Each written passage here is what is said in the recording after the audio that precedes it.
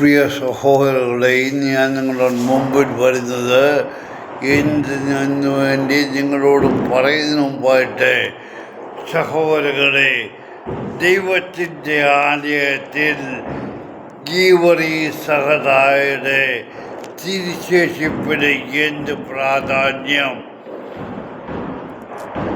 ദൈവത്തിൻ്റെ ആലയത്തിൽ എന്തൊക്കെയാണ് ഉള്ളത്? അവിടെ ഗീവറീസഹത ആരായിരുന്നാൽ എന്താ?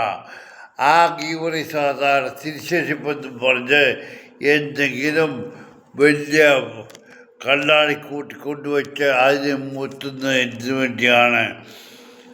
അതിനെക്കുറിച്ച് ഞാൻ പറയാൻ പോകുന്നത് വേറൊന്നുമല്ല.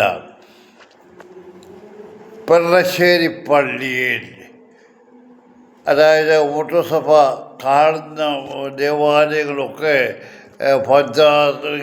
എന്തോ ഓരോരോ പദവി കൊടുത്തൊക്കെ നീക്കുക. കാരണം അവിടെ എല്ലാം വിശ്വാസികൾ പോയി നേർച്ചയിട്ട് കാശ് നമ്മുടെ ഭദ്രാസനത്തിനും നമ്മുടെ സഭയ്ക്കും കിട്ടാനായിട്ട് ഈ കാശ് കൊണ്ട് ഈ കാശുവർമ്മമാരെല്ലാം കൂടെ സുഖിച്ച് ജീവിക്കുക. പോട്ടെ, ഞാൻ ചോദിക്കുന്നത്, പെർളശ്ശേരി പള്ളിയെ ആദ്യം സിംഹാസന പള്ളിയായി ഉയർത്തി. അത് കഴിഞ്ഞിട്ട് ഇപ്പോൾ വേറൊരു പദവി കൂടെ കൊടുത്തിട്ടുണ്ട്, ഗീവറീസഹതയുടെ പെരുന്നാൾ. എന്തിന്? ഒരാഴ്ചയിൽ കൂടുതലായിട്ട് ആഘോഷങ്ങളും പരിപാടികളും.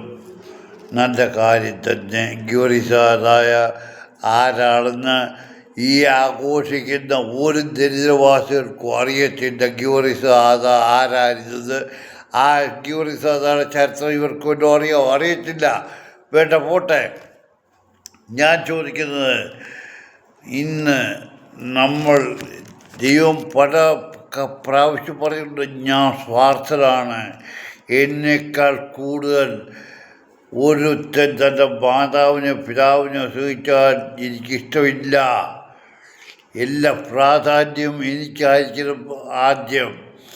അതുപോലെ ക്രിസ്തുവിൻ്റെ ജന്മപ്പെരുന്നാൾ നിങ്ങൾ ക്രിസ്ത്യാനികൾ ഒരു വെളുപ്പിനെ കൊണ്ട് തീർക്കും.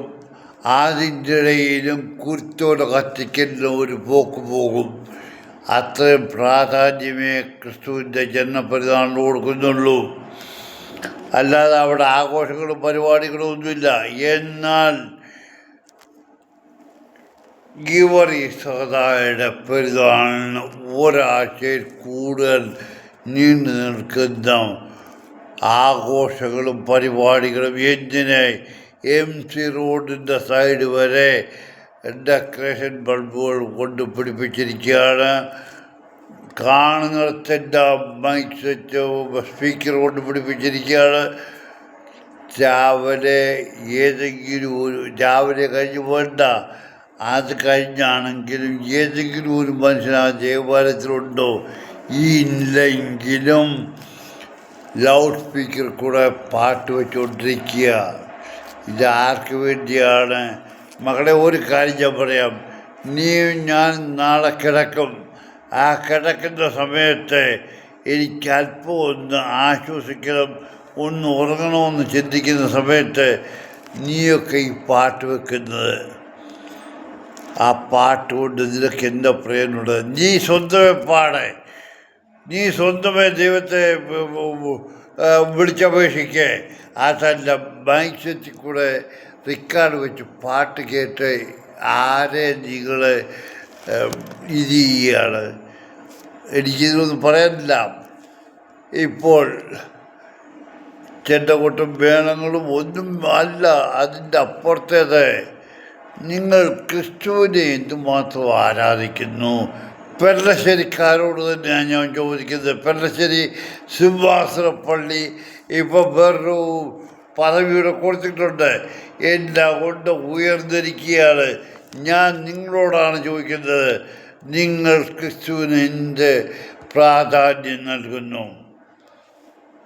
ക്രിസ്തുവിൻ്റെ ഏതെങ്കിലും കാര്യത്തിന് വേണ്ടി നിങ്ങൾ ഒരാഴ്ച ആഘോഷിക്കുന്നുണ്ടോ? ഇല്ല.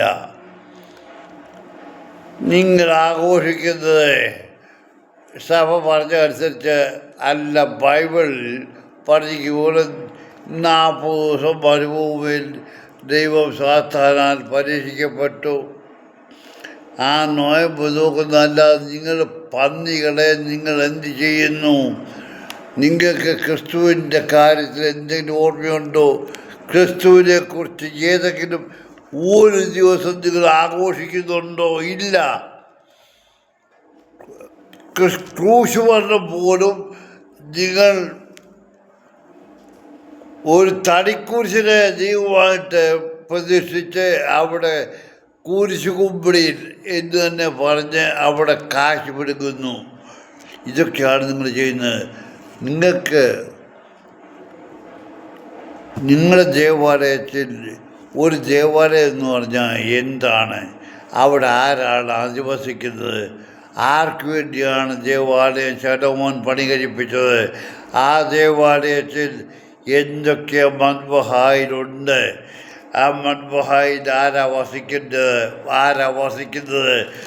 നിങ്ങൾ എന്തുകൊണ്ട് ചിന്തിക്കുന്നില്ല? ഇന്ന് ഗീവറിസാണ് തിരിച്ചേൽപ്പിച്ച് കൊണ്ടുവച്ചിട്ട് അതിനെ മുത്തുക. അതിൻ്റെ ആഘോഷം ആഴ്ചകളായിട്ട് ഇവിടെ മുത്തിക്കൂടാ എന്ന് വേണ്ട എല്ലാ മരുന്നുകളെ എല്ലാ റോഡ് സൈഡിലും ലൈറ്റുകളും ഡെക്കറേഷൻ ബൾബ് ഇട്ടിട്ട് നിങ്ങൾ ഗീവറിസാദായെക്കുറിച്ച് എന്തറിഞ്ഞു? അറിയാവുന്ന പെർണശ്ശേരി പള്ളിയിലെ ഏതെങ്കിലും ഒരു വിശ്വാസി പറയട്ടെ, നിങ്ങൾ ഗീവറിസാദായെക്കുറിച്ച് എന്തറിഞ്ഞു? ഗീവറിസാദായുടെ പിതാവും മിലിറ്ററിയിൽ ജോലി ചെയ്തവരാണ്. അവർ ശരിയായ ക്രിസ്ത്യാനികളായിരുന്നു, ക്രിസ്തു വിശ്വാസികളായിരുന്നു. അവർ മരണപ്പെട്ടു. അത് എങ്ങനെയെന്നുള്ളത് ക്രിസ്തു വിശ്വാസികളായതുകൊണ്ട് അവരെ കൊന്നു എന്നുള്ള പറയുന്ന അതാർക്കും ഒരു ക്ലിയറൻസും ഇല്ല. ആരും തുറന്നു പറയുന്നില്ല. ഒരു പുസ്തകത്തിലും അതിനെക്കുറിച്ച് പറയുന്നില്ല. ഇതിനെക്കുറിച്ച് ഒന്നോ മെത്താന്മാർ പറഞ്ഞപ്പോഴും ഞാൻ ചോദിച്ചു, നിങ്ങൾ ഈ എവിടുന്ന് കണ്ടു? ഏത് പുസ്തകത്തിൽ? ആരെഴുതിയ പുസ്തകത്തിൽ? ഇവരാരും മറുപടി തരത്തില്ല. പക്ഷെ ഞാൻ പറഞ്ഞു, ഇന്ന് മക്കളെ, നിങ്ങൾ ചെയ്യുന്ന നല്ല കാര്യമാണ്. ഗീവറിസാദയുടെ പെരുന്നാൾ ആഘോഷിക്കുന്ന ആഴ്ചകളല്ല, മാസങ്ങൾ നീണ്ടു നിൽക്കുന്ന ആഘോഷങ്ങളും വെച്ചുകൂട്ടുകളും എല്ലാ കാര്യങ്ങളും ചെയ്യുവാൻ. എന്നാൽ നിങ്ങൾ ഓർക്കുക, ഇത് ഒരാൾ കണ്ടുകൊണ്ടിരിക്കുകയാണ്.